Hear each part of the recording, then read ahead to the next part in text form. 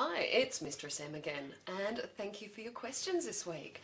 First of all, we have a male who wants to know about not getting pregnant. Well, here's the big tip: you're not going to. Not just yet. Medical science is working on it, I'm sure, but for a while you should be safe from getting pregnant, young man. However, should you be asking about making sure you don't get your partner pregnant, it's a very good and responsible question on your part. Unfortunately, at this stage, male contraceptives are still way behind the eight ball, probably because most of the people who research this stuff are men, and they've always looked at controlling women's contraception. This has been historically, basically, because not because it's easier, it's just something that they decided it should be the woman's responsibility. So, the ways to go are, of course, condoms, which are great anyway for safe sex, but as we all know, they aren't infallible. They can slip and they can break, especially if you're rough or a little bit larger. For the larger gentlemen, as I've advised before, get the larger condoms. As for your lady friend, making sure she doesn't get pregnant is something she needs to take on board herself. I would suggest either the contraceptive pill, or even better these days is a device called Implanon, which is a little rod that's inserted into the arm. It costs $33 and lasts you for 3 years. So ladies, I thoroughly recommend this one if it works for you. Talk to your doctor about it because it's incredibly cheap and incredibly effective, because unlike the pill, it's not affected by any illnesses or antibiotics or throwing up or forgetting it. So for 3 years, you're home and hosed. So good on you for asking about contraception. Unfortunately, for men at this stage, it's still something they have to work on.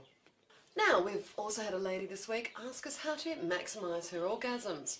Now, when I polled this amongst my female friends, they basically turned around and said, tell her to stop showing off. We just want orgasms. So good on you for getting them, and we're very happy for you, really. Nobody's bitter about it. No. It's great. Having orgasms is wonderful, and my best advice about maximising your orgasms, and this is for people who aren't having them and all the rest of it, is actually masturbate. Get to know your body, feel relaxed with yourself, and then the really important thing when you're with somebody else is learning to express yourself, learning to tell them what you want. There's various ways you can do this. You can give vocal cues, you can actually give directions, obviously not so much in the manner of a GPS. We don't want to have a yes, turn left, now, right, faster, slower. What you can do is just make the right noises that encourage the right actions, and then quieten down when you're not getting the things you want. You can always use your hands to guide theirs, or you can use your hands to guide their mouth and their tongue even.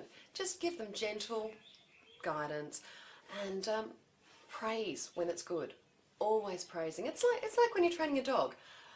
If you reward the good behaviour and don't tell them off for the bad.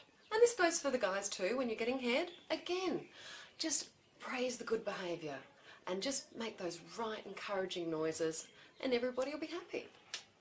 Alright, I've been doing some reading this week on a book called What's Happening to Our Girls, and I will have more to say about the things I read in that book as time goes on. But the first thing I found out that shocked me is that girls of 14 are doing full Brazilian waxes.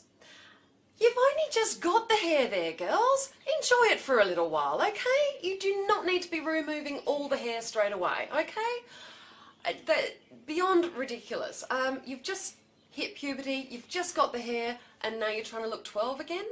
Wrong, okay? I'm sorry. Any guy that's turned on by that at your age is probably liking your 12-year-old girl. So no, grow the hair and enjoy it. For those of us who are no longer pubescent, there is quite a trend these days to not just trim and shape, but to shape in the style of things. And various waxing kits now come with templates, so you can have a little lightning bolt or a love heart.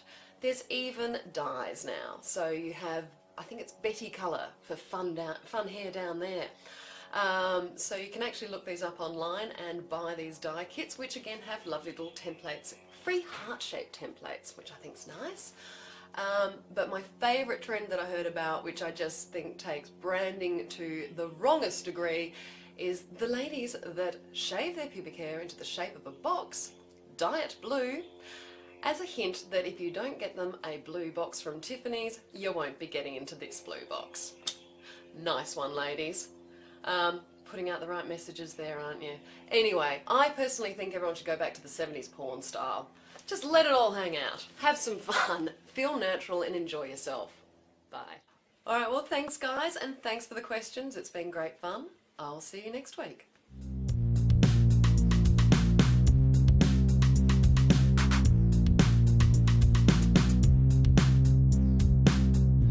Explain to me why there is a luxury tax on tampons and pads, because I'm sorry, I don't consider having a period a luxury.